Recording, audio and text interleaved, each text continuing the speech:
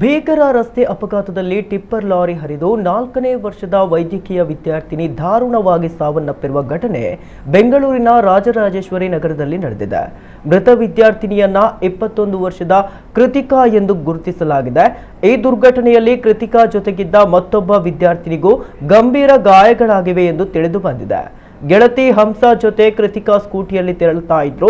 ಚಲಿಸುತ್ತಿದ್ದ ಟಿಪ್ಪರ್ಗೆ ಡಿಕ್ಕಿ ಹೊಡೆದ ಪರಿಣಾಮ ಸ್ಕೂಟರ್ ಸ್ಕಿಡ್ ಆಗಿ ಇಬ್ಬರು ಕೆಳಗೆ ಬಿದ್ದಿದ್ದಾರೆ. ಸ್ಕೂಟರ್ ಚಲಾಯಿಸುತ್ತಿದ್ದ ಹಂಸಾ ಎಡಭಾಗಕ್ಕೆ ಬಿದ್ದಿದ್ರೆ ಕೃತಿಕಾ ಬಲಭಾಗಕ್ಕೆ ಬಿದ್ದಿದ್ದಾರೆ.